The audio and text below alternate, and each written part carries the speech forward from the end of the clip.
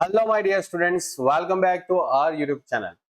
तो students start करते हैं यूनिवर्सिटी का जो पिछले साल कॉर्पोरेट अकाउंट का जो पेपर आया था उसका सॉल्यूशन। और देखो मैं यहाँ पर सिर्फ आपको पहले 15 एमसीक्यू जो है वो पेपर में वो सॉल्व करके दे रहा हूँ ताकि आप लोगों की थोड़ी बहुत और हेल्प हो जाए। ठीक है, और देखो बाकी तो मैं आपको यही बताऊंगा कि जितने भी मैंने आपको कोर्स के अंदर जो भी पढ़ाया हुआ है उसको देखना पड़ेगा। ठीक है, सिर्फ ये 15 मार्क्स के जो एमसीक्यू है उसके ऊपर फोकस करके नहीं जाना है। आप देखो मेरे जितने भी पास ईयर के स्टूडेंट पास आउट हुए हैं उन्होंने सिर्फ 15 मार्क्स के एमसीक्यू पे ध्यान नहीं दिया है, उन्होंने पूरा डिटेलिंग पे ध्यान दिया है और फिर वो एमसीक्यू से अपने आप पास हो जाते हैं। ठीक है, तो देखो यहाँ पर लिखा है कि if under the scheme of the capital reduction out of the preference dividend in areas 50,000, okay, which was not declared and not paid. या तो ये डिक्लेयर्ड भी नहीं हुआ है या तो ये पेड भी नहीं हुआ है, मतलब ये अनरिकॉर्डेड लायबिलिटी हो गई। ठीक है, ये क्या हो गई? Unrecorded liability. और ₹20,000 is waived by the preference share holder. मतलब देखो एक तो था अनरिकॉर्डेड लायबिलिटी, ओके, कितना था? 50,000 था। देखो मैंने ये चीज बहुत अच्छे से मेरे कोर्स के अंदर मैंने आपको बताई है। ठीक है, इसीलिए देखो मेरे पास ईयर के मेजोरिटी स्टूडेंट्स अगर जिसने डिटेलिंग करके गए ना वो पास हो गए, उनको पेपर हार्ड नहीं लगा होगा। ठीक है, देखो 50,000 है उसमें से कुछ वेव हो रहा है। कितना वेव हो रहा है? 20,000। और बचा हुआ जो 30,000 वो आपको क्या करना पड़ेगा? पे करना। अब देखो मैंने आपको सिखाया हुआ है कि अगर अनरिकॉर्डेड लायबिलिटी वेव होती है ना तो आपको कोई फायदा नहीं होता। ओनली रिकॉर्डेड लायबिलिटी अगर वेव होती है ना तो फायदा होता है। अनरिकॉर्डेड लायबिलिटी वेव होने से क्या ही फायदा होगा? किसी का कोई फायदा नहीं।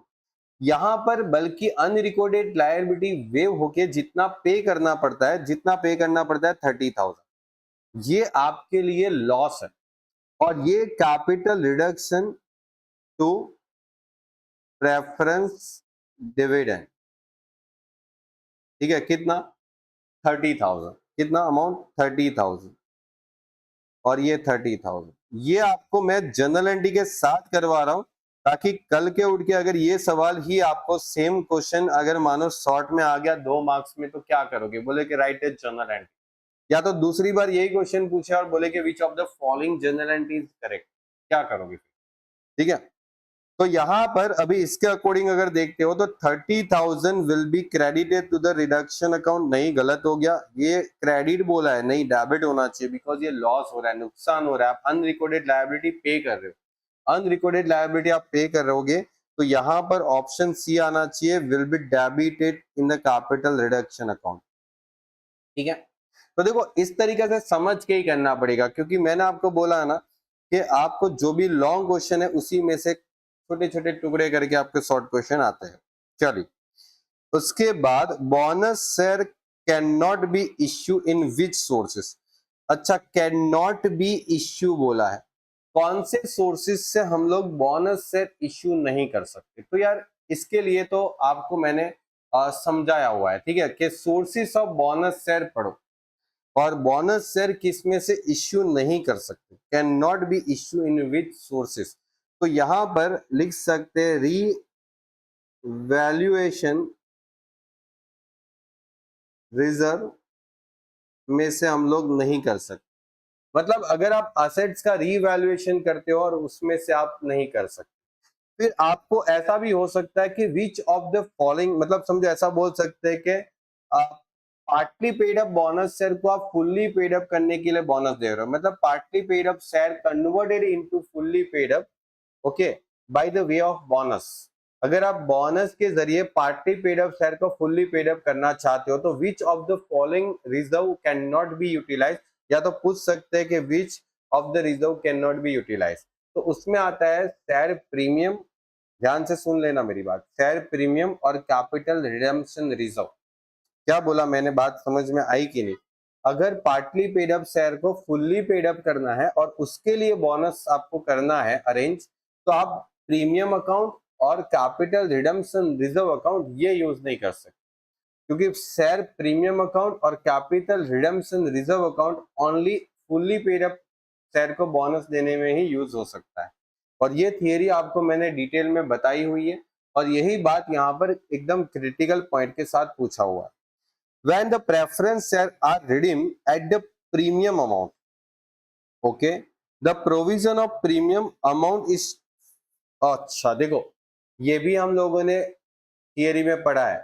मैंने आपको बोला है ना कि एक इंपॉर्टेंट थियरी है कि provision regarding preference share redemption, इसको पढ़ के जाओ, इसी में से ये टॉपिक आया हुआ है कि आप प्रीमियम पे अगर प्रेफरेंस शेयर को रिडीम करते हो तो प्रीमियम को कहां से सेट कर सकते हो। एक तो आता है security premium and profit and loss account, ठीक है, बात आई समझ में। सिक्योरिटी प्रीमियम और प्रॉफिट लॉस अकाउंट में से आप इसको सेटल कर सकते हो और कहीं से सेटल नहीं कर सकते, ठीक है। चलिए फिर उसके बाद 50,000 इक्विटी शेयर जो है वो 10 रुपए का है, जो कि 8 रुपए पेड अप है, which 15% is the interim dividend declared. Okay, interim dividend 15% declare करने वाले हैं। तो यहां पर बोला गया है कि अमाउंट ऑफ डिविडेंड जो है वो कितना होगा। तो देखो यार 50,000 शेयर है, एक शेयर 8 रुपए का है, तो कितना होगा, 4 लाख रुपए की कैपिटल हो गई, 4 लाख रुपए। और इसके 15% के हिसाब से, इसके 15% हिसाब से आपको डिविडेंड देना है। तो डिविडेंड कितना आने वाला है, 60,000। तो बस यहां पर 60,000 डिविडेंड आ जाएगा। बात क्लियर एकदम, ठीक है। चलिए, unpaid dividend is shown in the balance sheet under the head of. Unpaid dividend आप बैलेंस शीट में कौन से हेड में दिखाते हो, तो ये आ जाता है अदर करंट लायबिलिटी। किसमें दिखाते हो, अदर करंट लायबिलिटी में दिखाते हो, ठीक है। ध्यान रखना अदर करंट लायबिलिटी में हम लोग दिखाते हैं। चलो, आपके पास यहाँ पर एक कंपनी है जिसका मार्केट वैल्यू है बिल्डिंग का 3,50,000, which is 25% more to its book value. मतलब देखो आपके पास जो बिल्डिंग है, ठीक है, वो उसकी मार्केट वैल्यू से 25% ज्यादा है, ठीक है, मार्केट वैल्यू से 25% क्या है, ज्यादा है। ओके, तो मार्केट वैल्यू से अगर 25% अगर अब ज्यादा होता है तो आप क्या करोगे। देखो आप सपोज कर लो यहाँ पर बुक वैल्यू जो है वो more to its book value है। मतलब बुक वैल्यू जो है वो, अगर मैं समझो कि आपको 3,50,000 दे रखा है, देखो लिखा ही है कि बिल्डिंग का जो, एक सेकेंड मैं मिस्टेक, मार्केट वैल्यू 350 है, सॉरी, बुक वैल्यू अगर आप सपोज कर लो 100, ठीक है, तो बुक वैल्यू 100 सपोज करोगे तो आपका 25% ज्यादा है। देखो यहाँ पर बोला है मार्केट वैल्यू, मतलब ये 25% ज्यादा होके आपका 125 बन जाएगा, ये मार्केट वैल्यू बन जाएगा। और अगर मार्केट वैल्यू 125 है तो बुक वैल्यू कितनी है, 100 है। तो अगर मार्केट वैल्यू 3,50,000 है तो आपकी बुक वैल्यू कितनी हो जाएगी, तो 3,50,000 इंटू 100 डिवाइड बाई 125, ये आपका आंसर हो जाएगा 2,80,000।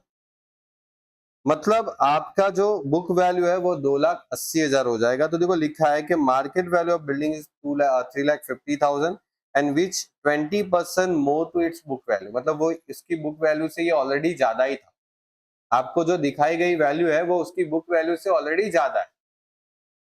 और under the capital reduction scheme, okay, आपको क्या करना है कि आपको कैपिटल रिडक्शन स्कीम के हिसाब से अगर देखना है तो आपकी जो बुक वैल्यू है वो 2,80,000 थी, मार्केट वैल्यू 3,50,000। तो यहां पर आपकी वैल्यू में क्या हो रहा है, इंक्रीज हो रहा है। कितना इंक्रीज हो रहा है, बोले सर 70,000। तो यहाँ पर एसेट्स की वैल्यू जो है वो बढ़ रही है। आप देखो बुक वैल्यू से आपकी एसेट्स जो है मार्केट वैल्यू में बढ़ रही है। तो 70,000 आपकी एसेट्स इंक्रीज होती है तो यहाँ पर फायदा होता है, और एसेट्स इंक्रीज होने से आप कैपिटल रिडक्शन क्या करते हो, क्रेडिट करते हो। तो capital reduction scheme 70,000 credit to capital reduction account. ठीक है, मैं शॉर्ट में लिख देता हूं, आप समझ जाना। कैपिटल रिडक्शन अकाउंट में आप क्या कर दोगे, क्रेडिट कर दोगे। देखो मैं यहाँ पर आपको सिर्फ एमसीक्यू सॉल्व करवा रहा हूँ और ये जो भी आपके शॉर्ट क्वेश्चन है वो सॉल्व करवा रहा हूँ। बाकी जो भी लॉजिक है, बाकी जो भी कॉन्सेप्ट है वो आप मेरे डिटेलिंग कोर्स से सीख लो। ठीक है, चलो। Company can issue the bonus share out of sources of.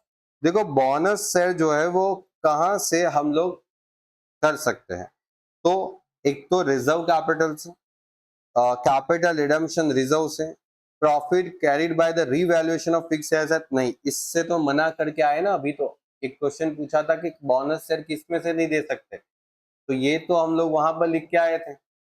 और डेवलपमेंट रिबेट रिजर्व नहीं, रिजर्व कैपिटल नहीं, तो बचा क्या, बी कैपिटल रिडम्पशन रिजर्व से। यहां पर एक चीज याद रखना, only fully paid up bonus share. ठीक है, अगर आप फुल्ली पेड अप शेयर को ही बोनस देना चाहते हो तो यहां से दे सकते हैं। 12% एचडीएफसी की लोन है जो कि 5 लाख की है ट्रायल बैलेंस शीट में। इंटरेस्ट पेड जो है वो 30,000 है। Amount credited to the PNL account जो है वो आपके पास कितना होना चाहिए। ओके, एचडीएफसी का लोन है और profit loss account will be, अच्छा profit loss account will be. यहां पर है ना एक चीज का मिस्टेक है, अगर आपकी लोन चल रही है तो यहां पर profit loss account will be credited क्यों लिखेंगे। ओके चलो ठीक है, अपने को तो सिर्फ अमाउंट से लेना देना है। तो 5 लाख का 12%, तो 5 लाख का 12% कितना हो जाता है, तो 5 लाख का 12% हो जाता है 60,000। मतलब पीएनएल अकाउंट में आप 60,000 ही लेके जाओगे। बात आई समझ में, पीएनएल अकाउंट में 60,000 लेके जाओगे, लेकिन उसमें से आपने 30,000 तो ऑलरेडी पे कर दिया था। तो बाकी 30,000 जो है वो अगर पूछे कि ये बाकी का 30,000 जो है वो क्या है, ठीक है, तो ये हो गया आउटस्टैंडिंग इंटरेस्ट अकाउंट। क्या हो गया, आउटस्टैंडिंग इंटरेस्ट अकाउंट। और outstanding interest account balance sheet में अदर करंट लायबिलिटी में जाता है और यहां पर क्रेडिट नहीं होना चाहिए, यहां पर डेबिट होना चाहिए। Debit 60,000। Okay, profit loss account will B rupees 60,000 से डेबिट होगा। चलो, सीडीटी, ये क्या है सीडीटी। ठीक है, सीडीटी क्या होता है, तो कॉर्पोरेट डिविडेंड टैक्स होता है। और उसमें क्या बोला, कैलकुलेट किसके ऊपर होता है, तो ऑन डिविडेंड होता है। क्या होता है, डिविडेंड पे टैक्स होता है, तो डिविडेंड के ऊपर ही कैलकुलेट होता है। अगर आप डिविडेंड देते हो तो उसके ऊपर ये टैक्स कैलकुलेट होता था। After the completion of the scheme of the capital reduction, okay, completion of the capital reduction, any credit balance of the general reserve account is transferred to, कहां जाएगा, जब आपका पूरा कैपिटल रिडक्शन अकाउंट जो है वो अगर कंप्लीट हो जाता है, ठीक है, मतलब पूरा कैपिटल रिडक्शन डन हो गया, तो जनरल रिजर्व अकाउंट जो है वो कहां ट्रांसफर हो जाता है, कैपिटल रिजर्व अकाउंट में ट्रांसफर हो जाता है। ओके, चलिए, तो ये हो गया आपका capital reduction fund 25 lakhs and total application of the capital reduction fund is at 24 lakhs 50,000। देखो कैपिटल रिडक्शन फंड जो है ना वो 25 लाख है और कैपिटल रिडक्शन का जो एप्लीकेशन है वो 24,50,000 है। Closing balance of the capital reduction fund will be, अब ये कैसे करोगे, इसके लिए तो आपने लॉन्ग क्वेश्चन किया होना चाहिए। आप लॉन्ग क्वेश्चन में क्या करते हैं पता है, ऐसे बनाते थे, कैपिटल रिडक्शन अकाउंट बनाते थे। ओके, और यहां पर 25 लाख आता है जिसको बोलते हैं कैपिटल रिडक्शन फंड, और उसका जो एप्लीकेशन है वो 24,50,000 इस साइड आता है। तो अगर इसको मैं टोटल करता हूं तो डिफरेंस आता है 50,000, और ये जो डिफरेंस 50,000 आता है उसको क्या करेंगे, तो जो डिफरेंस आता है ना वो आपका जाता कहां पर है, डिफरेंस आता है। इसकी जनरल एंट्री क्या होता है, capital reduction account debit to capital reserve account. क्या होता है, कैपिटल रिजर्व अकाउंट। तो देखो ये कैपिटल रिजर्व अकाउंट में क्रेडिट हो जाता है, credit to the capital reserve account. अच्छा इसके जगह पर उल्टा होता ना तो गुडविल आ जाती। उल्टा मतलब समझ में आ रहा है, अगर डेबिट साइड यहाँ पर कम है और क्रेडिट साइड ज्यादा है, अगर उल्टा हो जाता तो गुडविल आ जाता। While the applying the scheme of the capital reduction, okay, reduction of the capital, if there is a decrease, okay, on the asset side in the balance sheet, okay, अगर asset side कुछ भी decrease होता है तो आपका नुकसान है, क्योंकि मैंने आपको समझाया हुआ कि एसेट्स कम हो गई इसका मतलब आपका नुकसान। तो उसमें क्या बोला, अगर एसेट्स कम हो जाती है तो आप कैपिटल रिडक्शन में क्या करते हो, डेबिट साइड एंट्री करते हो। ठीक है, तो मैंने बोला था कि अगर एसेट्स डिक्रीज होती है एसेट साइड तो बैलेंस शीट में तो आप क्या करते हो, कैपिटल रिडक्शन में डेबिट साइड, मतलब जहां पर डेबिट वाला चीज है वही आपका सही होगा। देखो यहाँ पर डेबिट है, यहाँ पर डेबिट, तो ये आएगा कैपिटल रिडक्शन फंड अकाउंट में डेबिट साइड। तो मतलब ये आपका सी आंसर आ गया।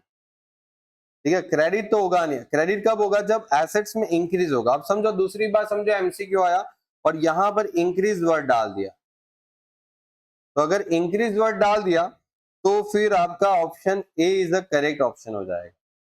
ठीक है, तो यही होता है एग्जाम में। होता क्या, आप एक एमसीक्यू सीधा रट्टा मार के जाते हो और फिर वहां पर जाके घुमा देते और फिर तुम लोग फेल हो जाते हो।